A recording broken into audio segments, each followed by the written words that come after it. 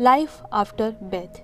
Life after Beth नाम से आई ये फिल्म एक हॉरर कॉमेडी फिल्म है जो 2014 में आई थी। फिल्म का ड्यूरेशन है 1 घंटा 31 मिनट और IMDb पर इसको 5.7 की रेटिंग मिली है। फिल्म को जेफ बीना ने डायरेक्ट किया है और मेन लीड में है ऑब्रे प्लाजा, डेन डिहान और जॉन सी रैली। अगर बात करें फिल्म के ग्रॉस वर्ल्ड वाइड कलेक्शन की तो ये रहा है 2,74,717 अमेरिकन डॉलर। फिल्म बेथ नाम की एक लड़की को दिखाना शुरू करती है जो अकेले पैदल चल रही थी। तभी जैक नाम का एक लड़का दिखाई देता है। वह उस लड़की बेथ का करीबी दोस्त था जो बेथ के घर अंतिम संस्कार के लिए आए थे। इसे पता चलता है कि बेथ की मृत्यु हो गई है। जैक को बेथ से बहुत प्यार था और वह उससे शादी करना चाहता था। यही कारण है कि उसे भूलने में कठिनाई हो रही थी और उसे बेथ के बाद किसी भी चीज में कोई आकर्षण नहीं मिल रहा था। इसीलिए वो हर बार बस बेथ के बारे में ही सोच रहा था। इसलिए वह बेथ के घर उसके माता पिता से मिलने जाता है, जहां उन्होंने देखा कि उनकी नौकरानी अचानक घर से निकल रही है और बेथ के पिता भी उसे रोकने की कोशिश कर रहे हैं, लेकिन उसकी नौकरानी उसे अनदेखा करते हुए चली जाती है। इसके बाद बेथ के पिता जैक को अंदर ले जाते हैं और वे दोनों बेथ के बारे में बात करने लगते हैं। जैक बताता है कि पिछले कुछ दिनों से बेथ के साथ मेरे रिश्ते में कुछ समस्याएं थी। फिर वे शतरंज खेलना शुरू करते हैं, लेकिन इसमें जैक एक्टिव नहीं था। फिर वह अपने घर जाने लगता है। बेथ की माँ उसे बेथ का दुपट्टा देती है। बाद में जैक तुरंत अपने घर लौट आता है। इसके बाद जैक बेथ के घर रोज आता जाता था और वह अपना समय उसके माता पिता के साथ बिताता था। लेकिन जैक के माता पिता इसे नापसंद कर रहे थे क्योंकि उनमें बेथ को भूलने की हिम्मत नहीं हो रही थी। वे उसके बारे में अधिक सोच रहा था। फिर वे नियमित रूप से बेथ के माता पिता से मिलने जाता है। तभी उसे घर से कुछ आवाजें सुनाई देती है।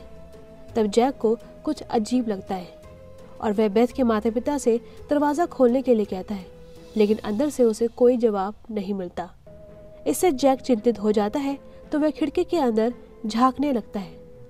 वे घर के अंदर बेथ को देखता है। बेथ को जिंदा देखकर वे हैरान रह जाता है तो वह उन्हें फिर से दरवाजा खोलने के लिए कहता है, लेकिन कोई दरवाजा नहीं खोल रहा था। उसी समय जैक का भाई वहां पहुंचता है जो सुरक्षा अधिकारी था। वो उसे बताता है कि मैंने हाल ही में बेथ को अंदर देखा है जो जीवित है। लेकिन जैक का भाई उस पर बिल्कुल भी विश्वास नहीं कर रहा था। वो सोचता है कि जैक अभी भी बेथ को नहीं भूला है, इसलिए वह इस तरह बात कर रहा है। इसके बावजूद जैक का भाई बेथ के पिता से पूछना शुरू करता है। घर के अंदर से बेथ के पापा कहते हैं, सब ठीक है, आपको चिंता करने की जरूरत नहीं है। तब जैक अपने भाई से कहता है, हमें घर की जांच करनी चाहिए। लेकिन उनके भाई उनकी बात से कतई सहमत नहीं होते और वो उसे क्रोध में वहां से जाने के लिए कहता है। लेकिन जैक उसके द्वारा आश्वस्त नहीं है और एक दिन वह बेथ के घर में चोरी से घुस जाता है क्योंकि वह जानना चाहता था कि बेथ के घर के अंदर क्या चल रहा है। इस बीच बेथ के पिता ने उसे वहां नोटिस किया और वे उसे वहां से जाने के लिए कहता है, लेकिन जैक उनकी बात नहीं मानता और वो घर की जांच करने के लिए चला जाता है। वो देखता है कि बेथ की माँ अलमारी में बेथ को छिपाने की कोशिश कर रही है और यह स्पष्ट था कि बेथ जीवित है। उसके माता पिता उसके साथ ऐसा क्यों कर रहे हैं? जैक इसे समझ नहीं रहा था और बेथ सामान्य दिख रही थी। जैक को उसे देखकर अजीब भी लग रहा था क्योंकि जैक को उसके अंतिम संस्कार के बारे में कोई जानकारी नहीं थी। बेथ को भी नहीं पता था कि वह मर गई थी। तो जैक उसके पिता से पूछता है, परेशानी क्या है, यहाँ क्या हो रहा है? लेकिन बेथ के पिता उसे कुछ भी नहीं बताते हैं। इसीलिए वे इस विषय पर बहस करने लगते हैं और जैक अपना गुस्सा दिखाते हुए वहां से निकल जाता है क्योंकि वो सोच रहा था कि बेथ अपनी मौत का नाटक कर रही है क्योंकि वो उससे बहुत दूर जाना चाहती है। बाद में जैक अपने माता पिता से कहता है कि बेथ अभी भी जीवित है, लेकिन उसके माता पिता भी उस पर भरोसा करने को तैयार नहीं थे। अगले दिन जैक बेथ की कब्र पर जाता है जहां उसने बेथ की खुली हुई कब्र को देखा। कब्र की स्थिति इस बात का संकेत दे रही थी कि बेथ कब्र से बाहर आ गई है। जैक इस पर चर्चा करने के लिए बेथ के पिता से मिलता है। तब बेथ के पिता ने उससे कहा, जब तुम यहाँ से शतरंज खेलकर गए थे तब बेथ थोड़ी देर बाद घर लौट आई थी, लेकिन मुझे इस बात का कोई ज्ञान नहीं है कि वो कैसे जी उठी। जैक यहाँ कुछ भी नहीं समझ रहा था और इसी बीच बेथ की माँ भी यहाँ पहुँच जाती है। इस पर चर्चा करते हुए वे विवाद करने लगते हैं। उस समय बेथ भी वहां पहुंच जाती है और वो अपने घर पर जैक को देखकर प्रसन्न होती है। इसके बाद वो कुछ खास बातें करने के लिए जैक को अपने साथ ले जाती है।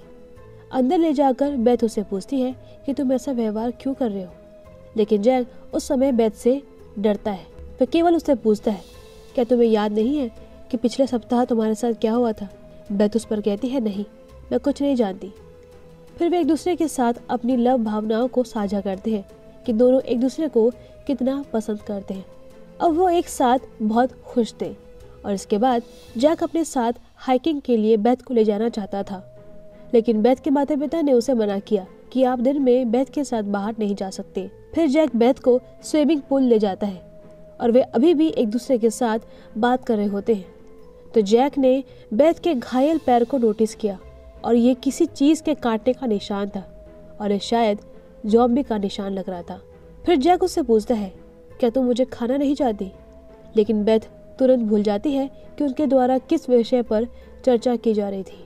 तब जैक को ये बहुत अजीब लगता है। इसके बाद दोनों एक दूसरे के साथ समय बिताते हैं।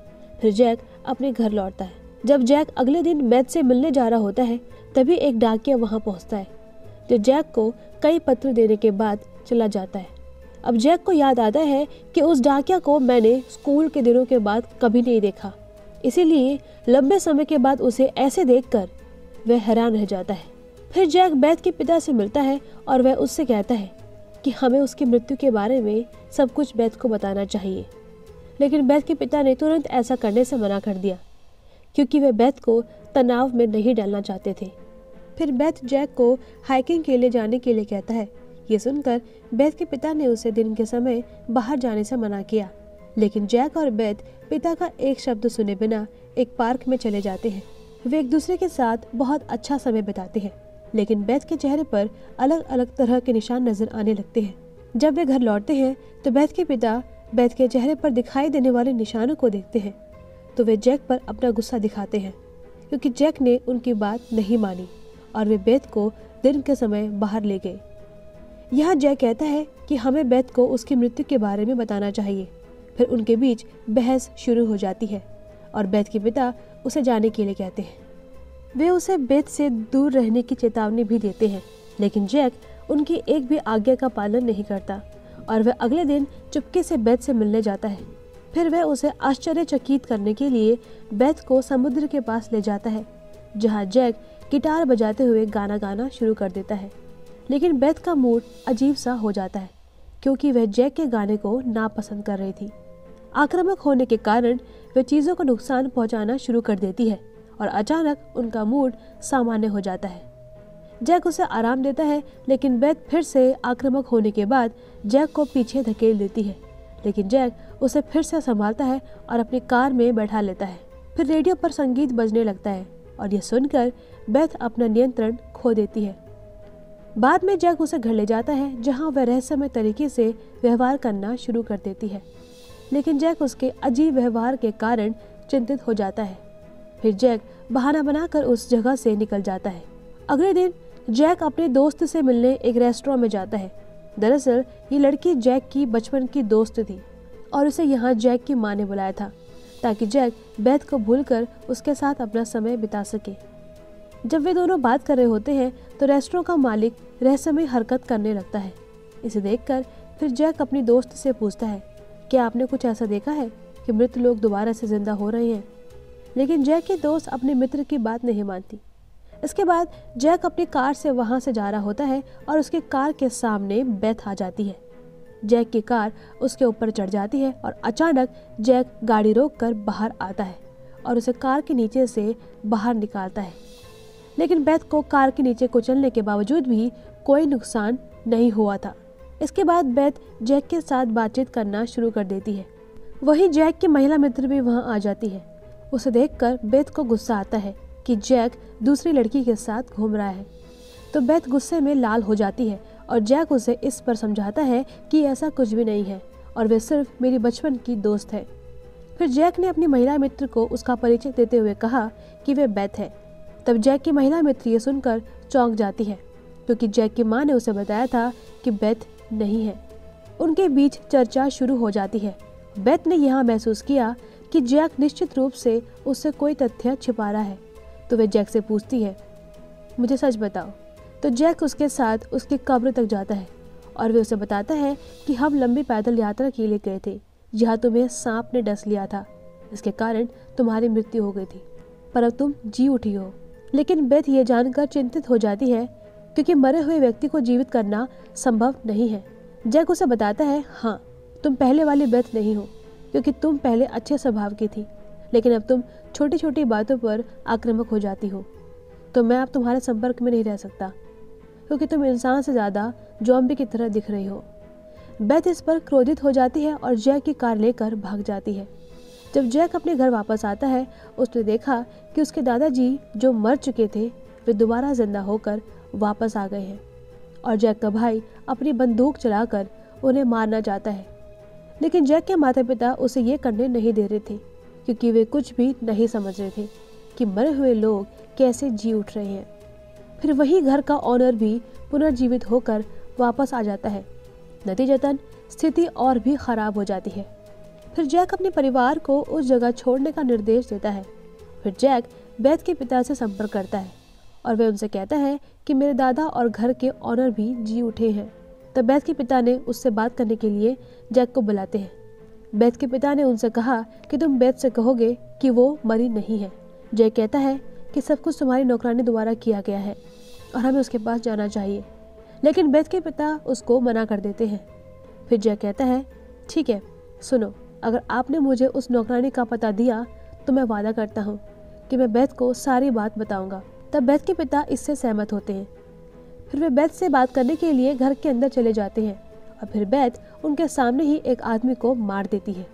इसे देखकर जैक डर जाता है और वह बेथ को इस तथ्य को प्रकट करने से इनकार कर देता है, क्योंकि बेथ पूरी तरह से आक्रामक हो गई थी और वह वहाँ चीज़ों को नुकसान पहुँचाना शुरू कर देती है।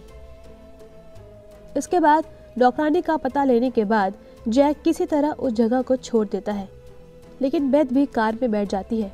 इसीलिए जैक को बेथ को अपने साथ ले जाना पड़ता है। स्थान पर पहुंचकर जैक बेथ को प्रतीक्षा करने के लिए कहता है, जो कार में बैठी थी, और वह खुद बातचीत के लिए अंदर जाता है, लेकिन वह उसे अंदर नहीं ला पाता। जैक उस नौकरानी के चचेरे भाई से मिलता है, जो उसे बताता है कि वह तो बहुत पहले यहाँ से चली गई है, लेकिन चलो मैं आपको एक बात बताता हूँ कि उसका ज़ॉम्बी से कोई संबंध नहीं है। जैक को यहाँ से ये भी पता चलता है कि जिस दिन वह घर से निकल रही थी, दरअसल उस दिन बेथ के पिता ने उसके साथ दुर्व्यवहार किया था, इसलिए उसने घर छोड़ दिया। फिर जैक अपनी कार के पास जाता है। उसी समय बेथ के पिता वहाँ पहुँचते हैं और वे अपने साथ बेथ को ले जाने लगते हैं। जैक उन्हें यहाँ रोकने का प्रयास करता है, लेकिन बेथ के पिता उनकी नहीं सुनते। इसके विपरीत वह उसे मारने के बाद बेथ को लेकर निकल जाते हैं और जैक को वहीं छोड़ देते हैं। अगले दिन जैक को होश आता है तो वो अपनी कार से अपने घर जाता है, जहां उसे अपने घर पर एक ज़ॉम्बी दिखाई देती है, जो वहां जैक को देखकर भाग जाता है। और ये देखकर जैक चिंतित है और वह अपने परिवार की तलाश शुरू कर देता है। फिर वह एक जगह पर कई जले हुए शवों को देखता है। उन्हें देखकर वह दुखी होता है, क्योंकि वह उन्हें अपने परिवार का सदस्य समझ रहा था जो उस ज़ॉम्बी का शिकार हुए थे। इसके बाद वह अपना महत्वपूर्ण सामान लेकर बेथ के घर पहुंचता है। वह बेथ के पिता की गाड़ी में खून के धब्बे देखता है। फिर वह घर के अंदर जाता है और देखता है कि बेथ की माँ उसे माइक्रोवेव से बांधकर अपना हाथ काट कर बेथ को खिला रही थी। इसे देखकर जैक उसके हाथ पर पट्टी बांध देता है और बेथ के पिता के बारे में पूछता है। तब बेथ की माँ उसे बताती है कि बेथ ने अपने पिता की हत्या कर दी है। शुरुआत में बेथ जैक को देखकर बहुत उग्र हो जाती है और फिर जैक उसे लंबी पैदल यात्रा के लिए उसके साथ जाने के लिए कहता है। बेथ रिलैक्स होने के बाद इस पर सहमत हो जाती है। अब जैक उसे अपने साथ ले जाता है, लेकिन जैक के भाई ने वहां पहुंचकर उस पर बंदूक तानना शुरू कर देता है, लेकिन जैक उसे ऐसा करने से रोकता है। जैक उसे पूछता है, माता और पिता के साथ क्या हुआ? तब जैक का भाई कहता है, वे जीवित हैं और उन्हें कोई हानि नहीं हुई है और वे ज़ॉम्बी की जली हुई लाशें थी जिन्हें तुमने देखा था, जिनको मैंने मारा था। तब जैक के भाई ने उसे अपनी बंदूक सौंप दी और कहा कि वह अपनी बंदूक से फायर करने के बाद बेथ को मार दे। फिर जैक स्टोव से बंधी बेथ को लंबी पैदल यात्रा के लिए अपने साथ ले जाता है और वहाँ जाकर बेथ से कहता है, मुझे तुमसे बहुत प्यार है। ये कहते हुए वो बेथ पर अपनी बंदूक से गोली मार देता है। नतीजतन बेथ उस स्टोव के साथ खाई में गिर जाती है और वे मर जाती है। लेकिन जैक यहाँ उदास था क्योंकि उसने एक लड़की को मार डाला जिससे वे बेहद प्यार करता था। इसके बाद जैक अपने परिवार में वापस चला जाता है और वो उन्हें जीवित देखकर संतुष्टि महसूस करता है। तब जैक के माता पिता भी उससे माफ़ी मांगते हैं क्योंकि उन्होंने जैक पर भरोसा नहीं किया था। बाद में जैक अपने करीबी दोस्त से मिलता है जो अपने दादा की मृत्यु पर भी दुखी थे। फिर जैक बेथ और उसके पिता की कब्र पर जाता है। फिर वह अपने दोस्त के साथ रात के खाने के लिए बाहर चला जाता है और इसी सीन पर फिल्म खत्म हो जाती है।